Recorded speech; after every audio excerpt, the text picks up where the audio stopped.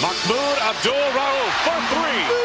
Came off of that high screen by Abdul Rauf against Jordan. The Nuggets are going basically without a true point guard. Rauf with the pull-up. That's what he does well. And he got scored in a foul. A rare four-point attempt here. What they're going to do is make Michael go through the side. Oh, here Michael Jordan reaches out. It's not a three. That should not be a three. It is not a three. Okay, give him a 2 on it. Take a look at it again now. And then Michael, as he leaned forward, Jordan picks the foul up.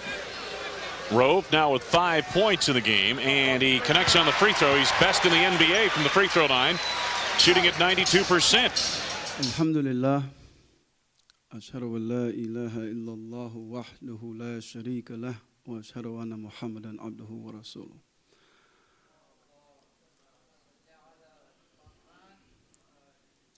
I've been asked to speak to you this evening about how Hajj Malik Al Shabazz, also known as Malcolm X, impacted my life as he did the lives of millions throughout the world. And also how through his influence, I made some choices in my life, I think, that changed the way I began to think. Because through Malcolm, I began to, he encouraged to really educate yourself and rethink the value system that you're so much accustomed to. He encouraged me to really understand your history, to understand the value of God and all of those things. And I think it's important before swimming into those oceans of thought, so to speak. About getting right into how he influenced me. I think it's important for me to tell you a little bit about my past. Growing up in the South, in the state of Mississippi, where I'm from, and anybody knows a little bit about the history of the South, it has a brutal and racist history. And growing up in that environment, images have a profound effect on how you see things. And how you think. And, when I was younger, I didn't know that statistically I had a better chance at becoming a doctor or a lawyer. Statistically, I thought, for me, growing up, that basketball was the best option that I had because I felt I was talented, I was athletic. And so at an early age, I put a lot of weight on my shoulders to try to be the best I could. And there were times when I really didn't want to train, but I felt this was all I had for myself. And so I would wake up like 4 o'clock in the morning, and it's still dark outside, and I'm like putting the whole weight of my family on my shoulders as an 8, 9-year-old. And I would go out, and it didn't matter if it was raining, it didn't matter. I'm talking about thunder and lightning. It didn't matter if it was freezing outside. It didn't matter if it was 100 degrees outside. I would wake up, and I would wake up, and literally I would imagine. And again, there were days I didn't want to do it. And my mother for years didn't know I was doing this. I would wait because she had to be at work at 5 o'clock, so I would wait until she left. And then I'm on my way, and we had 3 basketball courts in different directions.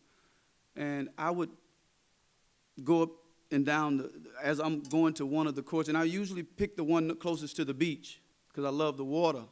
But I would imagine myself playing against this invisible person. Because in that young age, I realized, you know what?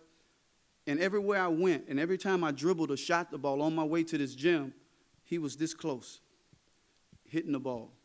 And I'm trying to move as fast as I can, trying to beat my imagination. Because at that young age, I'm saying, well, if I can beat my imagination, nobody can stay with me like your imagination can. So I would train like this day in and day out. And again, I would wake up, and there were times I literally thought I was going to die on the basketball court because I just expended that much energy. And there were days I would be putting on my shoes, and I would hear the rain coming down so hard, and the lightning, you could, pow! You could hear it, but it didn't matter. I was putting on my shoes. I just wanted it that bad. And I kept training and training by the grace and mercy of Allah. I went through elementary school, and I'm going to cut through this real quick to get to my point. I went through elementary school, averaging a lot of points, and I didn't know where my career was going to take me. I really didn't. But one thing I was taught when I was younger, the belief in prayer, and when you pray for something, move in the direction of your prayer, and you have a better chance of succeeding. And so I would pray, and I would constantly, and I didn't always pray for myself, I would pray for others. That was big for me. You know, I wanted to be in a position someday to help someone, to benefit someone. And so I would constantly, day in and day out, you know, I would pray, but I would move. And the more I did that, Allah began to open doors for me. I was in elementary, and there were moments when the score would be 42 to 40, 43 to 46, and I would have 42 of our 43 points. 36 to 42, I would have all 36. And so I began to open doors. I go to junior high school. I'm playing for the ninth grade all 3 years, starting, averaging, leading scorer. Go to high school. Before I hit a high school game, I'm number one in the state on the first team before I even touch a basketball. So I'm like, wow, you know, doors are beginning to open. I go to college, recruited from all over the world. I mean, all over the nation. And I remember a journalist asking me, he said, what do you want your career to say for itself when it's over? I said, you know, if I could, and I was being humble. I was thinking big, but I wanted to be reasonable in my answer. I said, if I can average 13.7 assists a game, I think that'll be great. Because I'm thinking I'm going to be playing against 6'5", 6'6", guards, stronger, quicker. So my first game, I had about 13 and 7. It's okay. Second game, I had 21. Coach Brown pulled me to the side, coming into the locker room. He said, look, we need you to score more. I said, Coach, I'll try. Third game, I had 48. I'm a freshman. Fourth game, 36. And now the fifth game, national televised game, we're playing against Florida. In Florida. At the end of the game, I had ended up with 53 points. Come out for the interview, they give me a standing ovation, and I'm terrified. I get on the bus, and I'm crying like a baby because I said, this is happening too fast. I know something's going to happen to me. Plane going to crash. I'm going to get hit by a car. This ain't supposed to happen like this.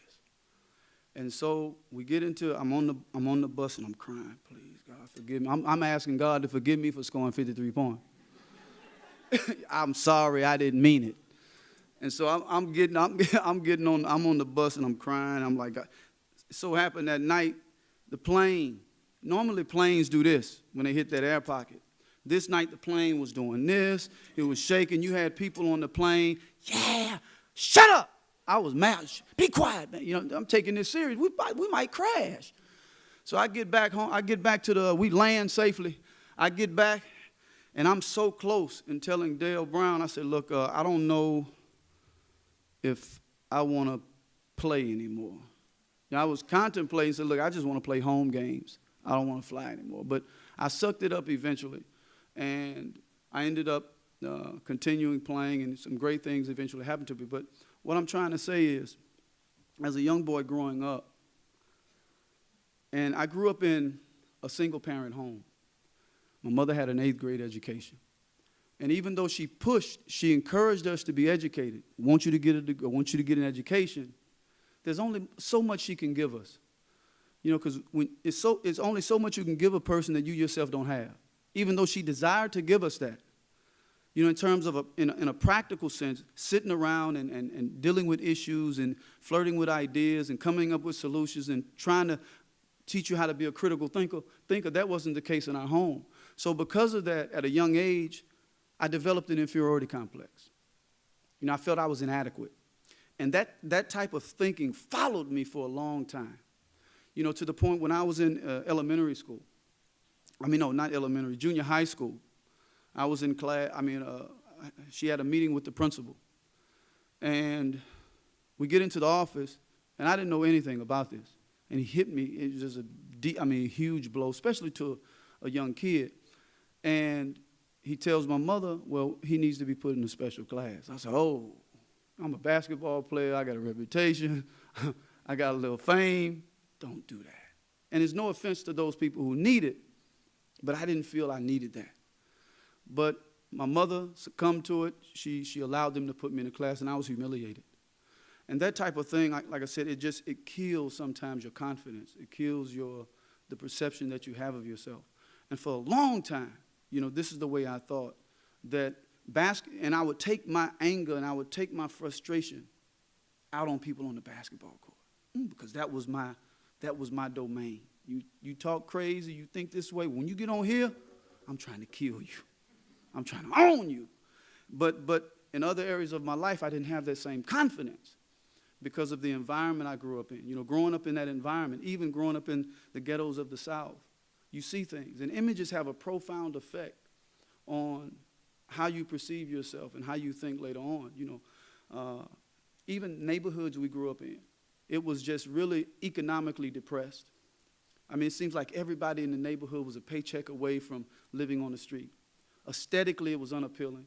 I mean, smelly, old, poorly built homes, more dirt in the yard than grass, trash all over the place, prostitution, I mean, teenage sex, matter of fact, elementary sex. I mean, I remember being in elementary school, and I'm sitting in school. I'm not going to mention his name. And I'm watching this sixth grader approach a substitute teacher. And he was very mature for his age, too mature. He knew too much for his age, too confident. And I'm sitting here watching him flirt with this substitute teacher.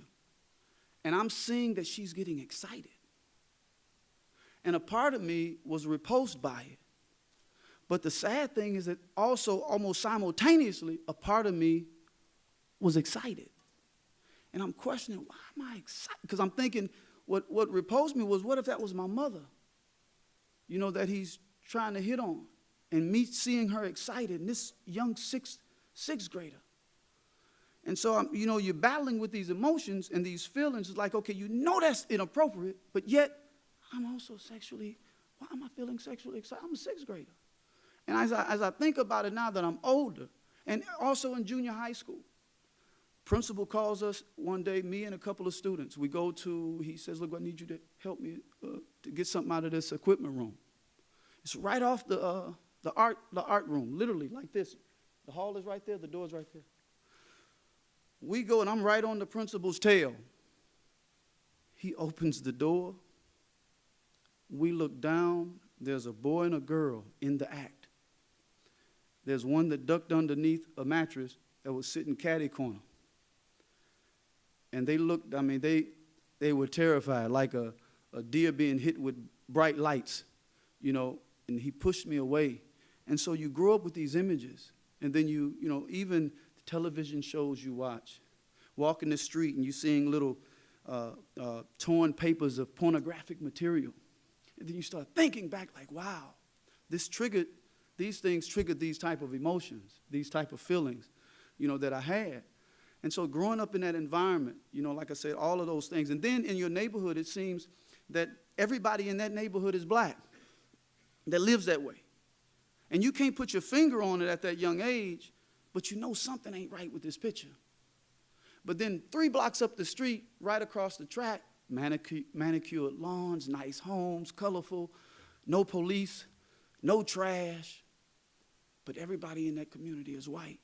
And man, this has been going on for years. It's like you see the segregation, and you can't put your finger on it. So at a young age, you grow up, and these images have a profound effect. It's like James Baldwin once said. He said, children have never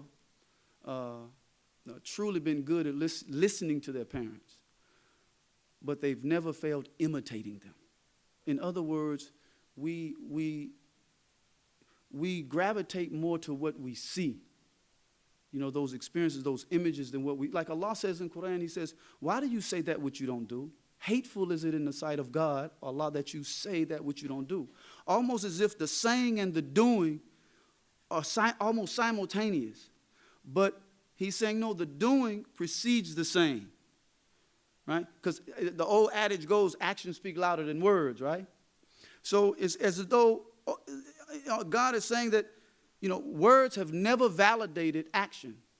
Action has always validated or invalidated words. So, you grow up, and for years, You know, I even go to college, and there's so many things that I didn't learn. I ended up memorizing my way through school. You know what I mean? Because they say you need a C to pass. I just did enough, because anything else is going to take time away from basketball, so I'm just going to make a C. So, but when I got to college, they did a placement test, and oh my goodness, I was terrible.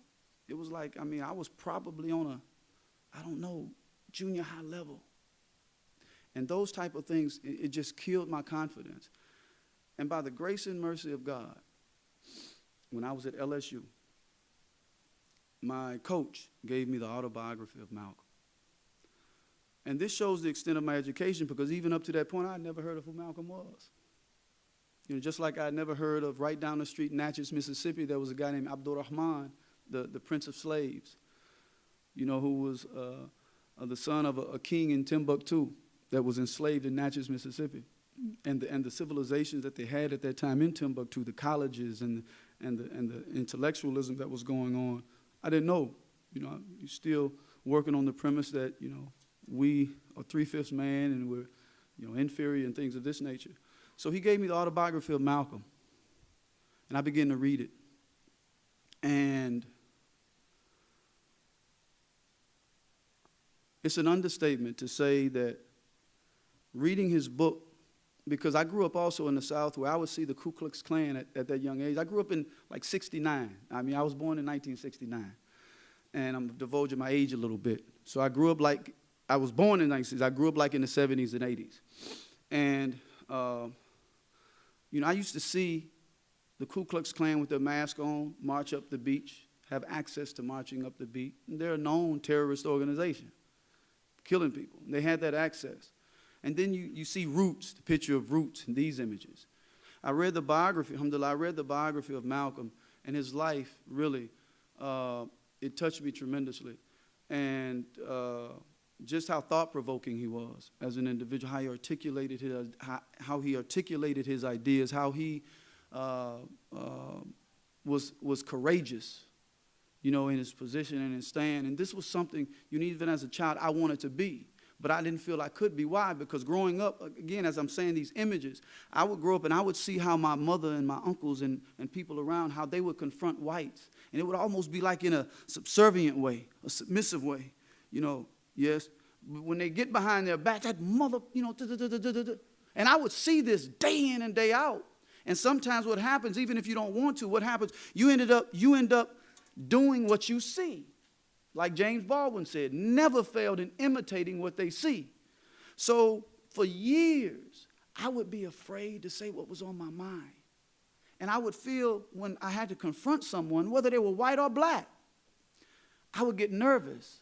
I'm like, I don't want to feel this. This is not natural to feel this way. You should be able to say what you want to say with no problem.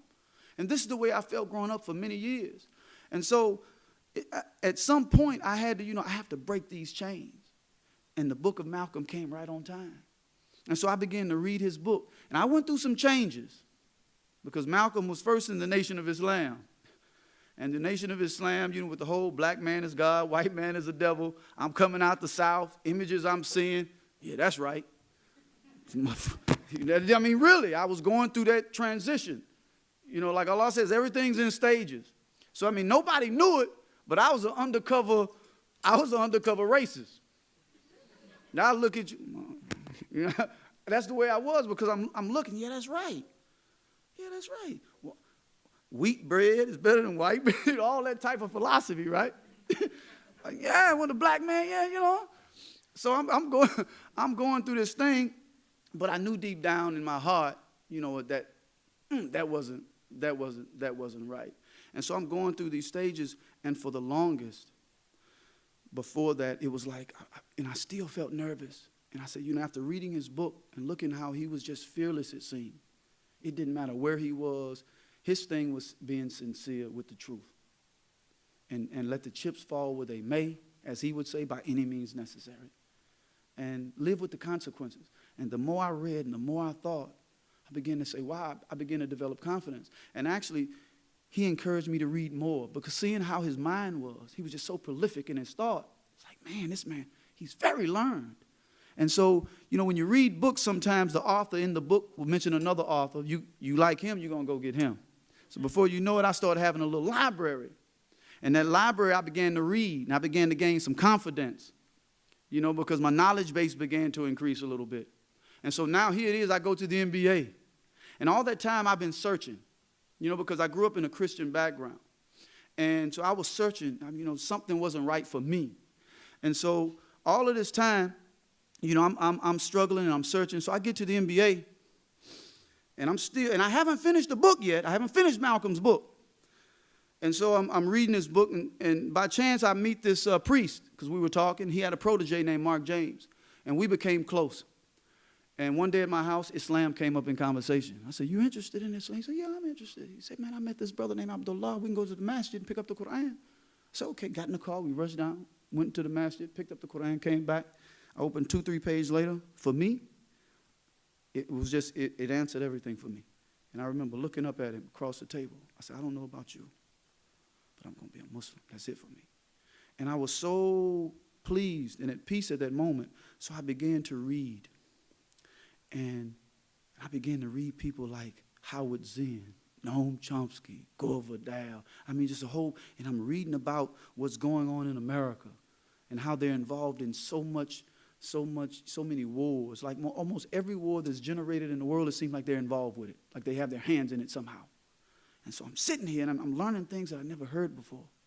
So I developed a distaste privately for not standing for the flag. I just couldn't do it. And I did this for months at a time until the assistant GM came to me. And he said, "Somebody caught wind of the fact that you're not standing." He said, "Would you like to get your story out?" I said, "No, I don't mind talking to anybody. You know, it doesn't matter." So he set up a little small interview, and it caught wind.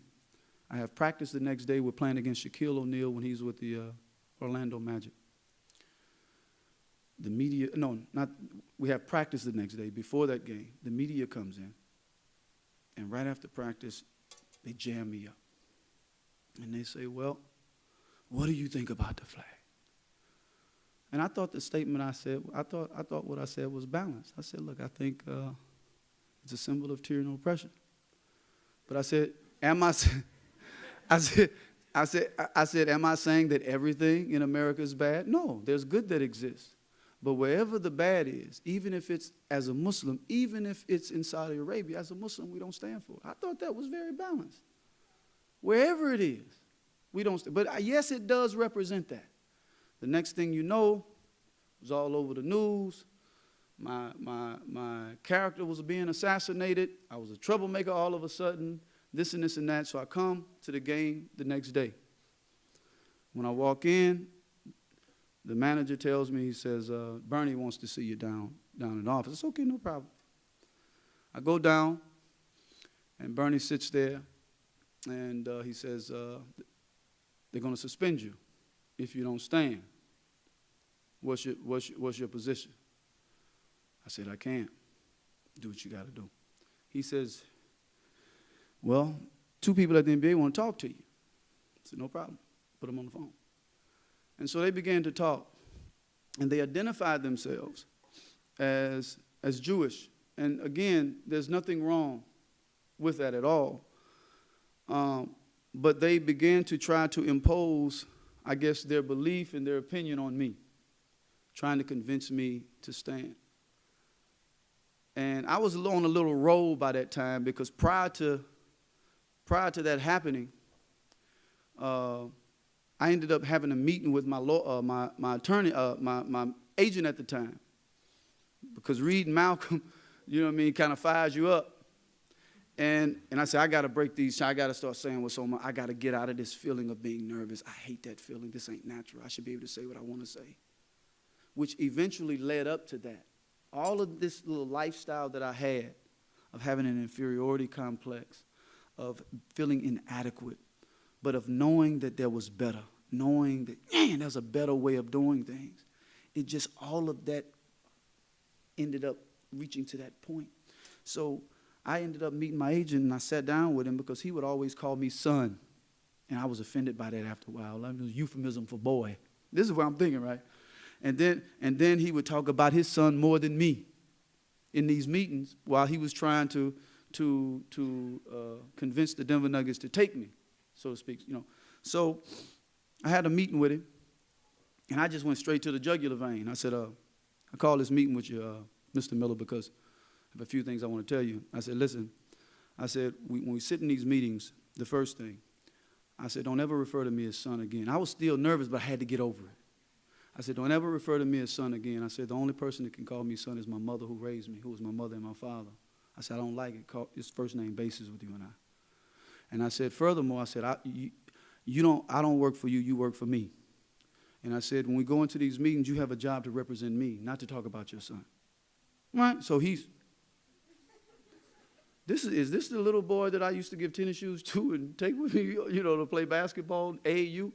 And then he said, well, son, and he said, Mahmoud, and start talking. At that point, I read something. A little after that, I read something that Bernie Bickerstaff said, well, he needs to stop BSing and play ball. I'm on the road now. Hey, Bernie, how you doing? This is the general manager. Hey, Mahmoud, what's going on? Hey, yeah, everything's fine. But look, I just saw an article in the paper where you were talking about, me saying, you need to stop being, well, he blew up. Who you think you talking to, calling me? I said, look, man, I don't care who you are, what your position is. I ain't some handkerchief head nigga you think I am. This is what I told him. And I said, I don't care if I never played the game again. I play it because I love it. He hung up on me. So I go back to the gym, and we see each other, distance. He looks at me. He does this. I do that. And that was it. But the whole year, I noticed that the respect was different. He would go and play with other people. He'd come to see me. How you doing, Mahmoud? That's good. All right. And so it got to the point where here it is. I'm on this, I'm talking to these people, and they wanted to suspend me. So I said, I can't see myself doing it. I can't. And so they ended up suspending me.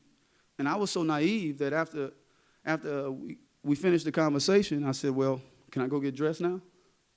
Because I'm thinking the suspension going to take 3, 4, 5 days before. He said, no, you suspended now. I said, now? Because I'm getting ready to go thinking I'm going to play the Orlando Magic. And then I said, okay, well, can I dress and can I go watch the game? He said, no, you can't even be on the premises. It's okay. And so make a long story short, Larry King, a lot of people were calling, and I was so frustrated and I was so upset because people were lying. They were lying about my character. They was really trying to dig me in, just put me under. And I remember talking to this brother, Muhammad Al-Asi, because I was ready to go on and just say what I felt. And he made a point. He said, it's your choice. He said, but he gave me an example of the prophet. He said, you can stand, or you don't have to stand. He said, or you could stand, but it not be for that cause. And he gave me an example of the prophet at a funeral procession. And as the funeral procession passed, these were people that they were at war with. And some of his companions stood up. He stood up. And his companion, they said, what are you standing for? We fight these people, they fight us. He says, I'm not standing because of these people. I'm standing because God gave a life and he took a life away. So that's what compelled me to come back. But after that, it was, the whole compromising thing. So I never compromised my beliefs. I still believe the same way. I still believe that there's major issues in this country. I still believe it's a symbol of oppression and tyranny. I'm not going to change that. But, in Islam, if you see a better way, you do that. And it goes on and on to where years later, I wasn't able to get back into the NBA. A lot of people felt I was blackballed because of that. And I was able to sneak back in after about 2, 3 years of absence in Vancouver, Canada. And right after that, 9/11 happens. And I'm now at that point in my life, where I don't want to play the game no more. It is what it is. If there's something I feel I got to say, I'm going to say. I'm not trying to be a savior. I'm not trying to present myself as a scholar.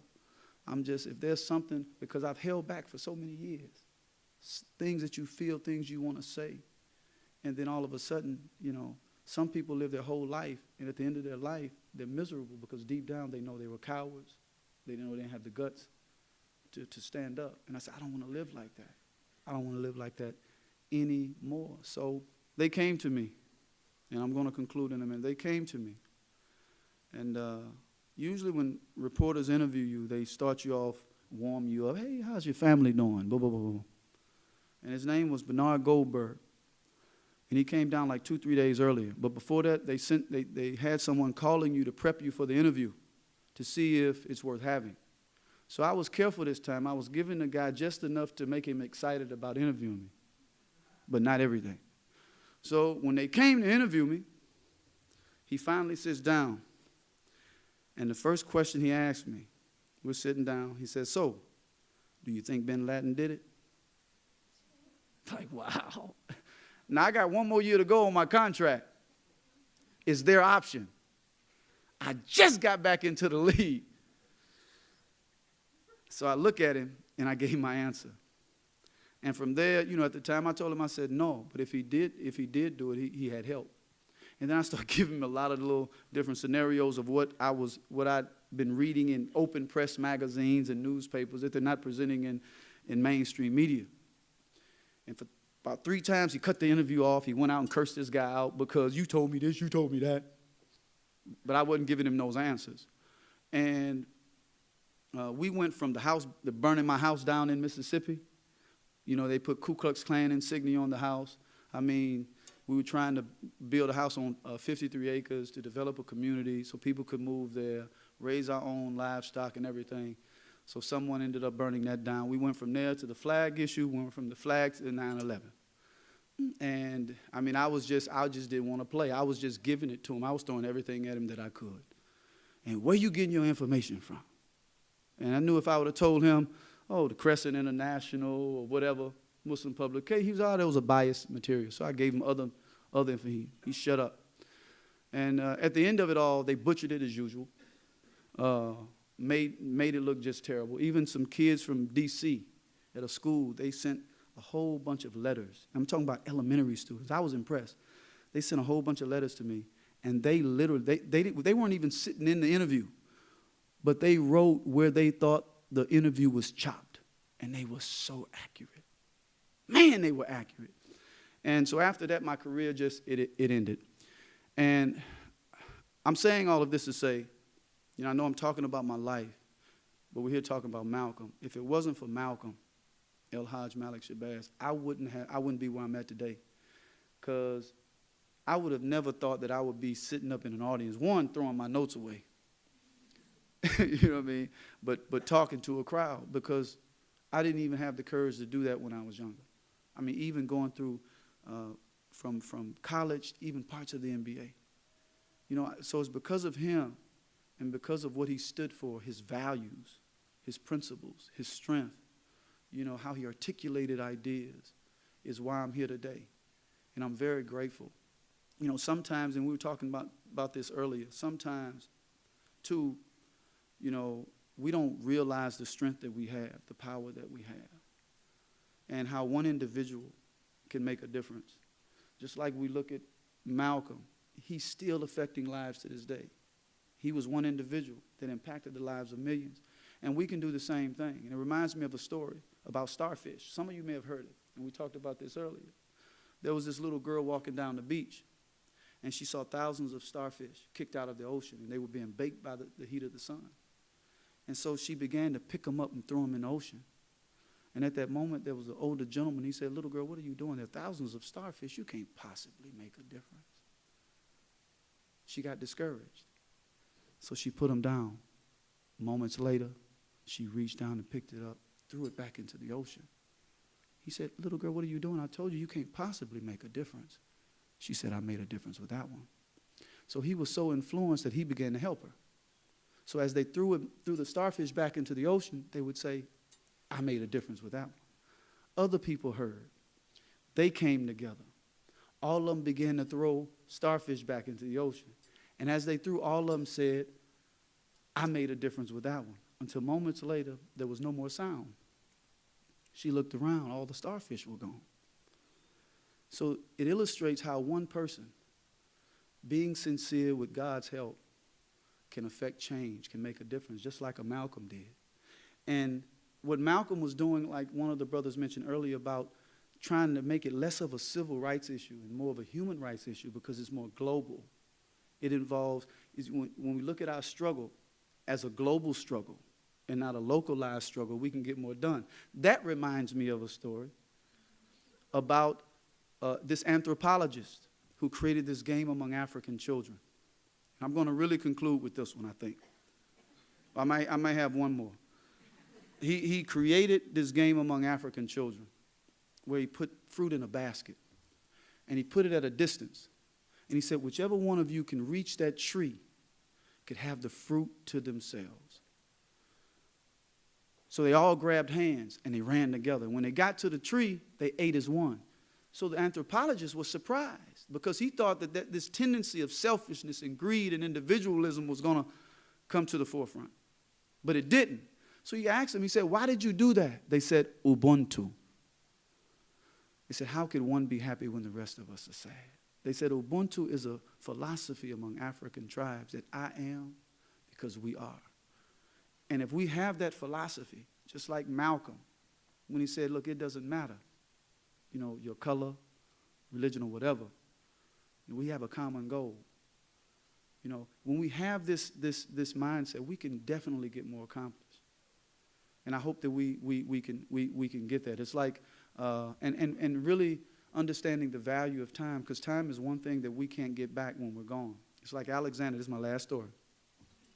Alexander the Great on his deathbed, he called 3 of his generals to his bed, and he said, look, I have 3 wishes that I want you to fulfill for me once I'm dead. I said, what is it? He said, I want the best doctors to carry my coffin. I want all the wealth that I've acquired to be spread over the burial ground. And I want my hands to be exposed. And they thought this was strange. He said, why? He said, I want the people to know that in the time of death, not even the best doctors can restore your health. And I want them to know that whatever you gain in this world, when you leave it, it remains on this earth. And I want them also to know that you come into this world barehanded and you're going to leave barehanded. You can accumulate wealth, you can accumulate all those things, but you can never accumulate time once it's gone. So value it and take it seriously. May Allah bless you. Thank you very much. The basketball court always has provided refuge for Mahmoud Abdul Rauf, a place he felt confident and in command. Push it, faster! Come on, push yourself! Get outside. From his days at Gulfport High, where he was Mississippi's Mr. Basketball 2 years in a row, to his All-American career at LSU, to his 9 seasons in the NBA, bullseye! The court was a place where, despite being barely 6 feet, Abdul Rauf wowed fans through his wizardry with the ball.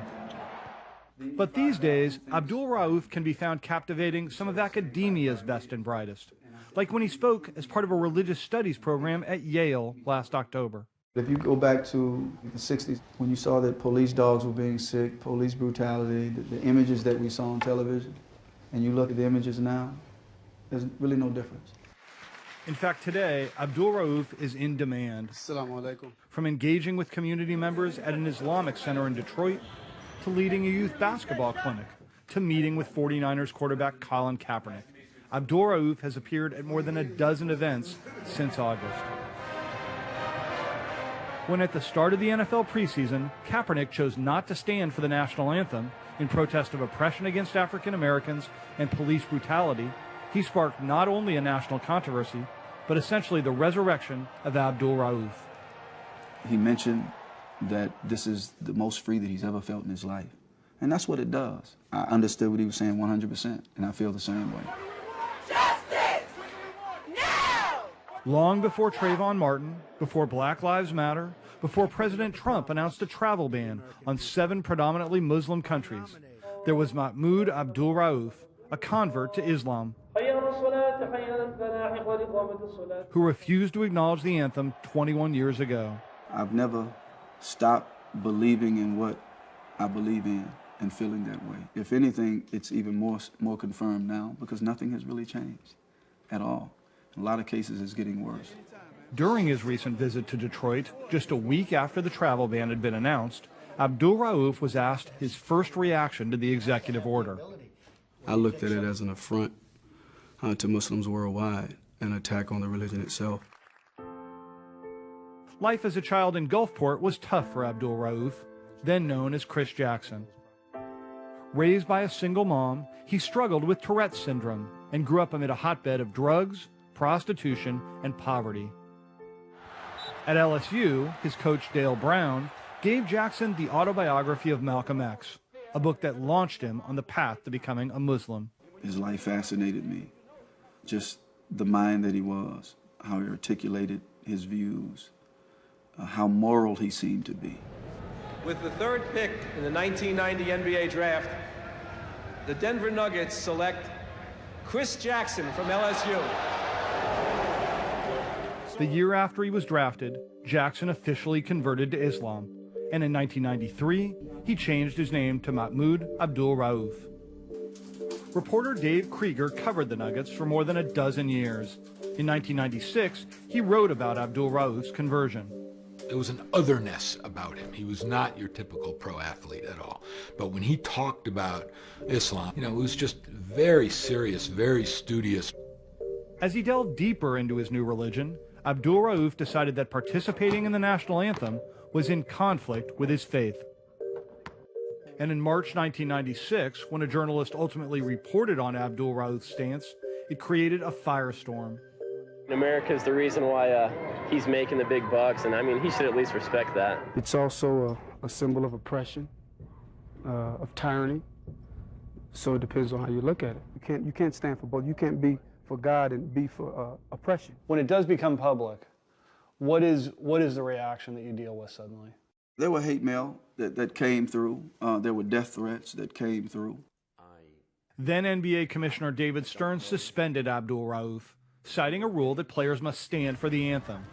Stern, asked recently about the incident, told Outside the Lines, "We said to him, look, you don't have to come out. You could stay in the locker room. But if you come out with the team, given our rule, we can't have selective enforcement.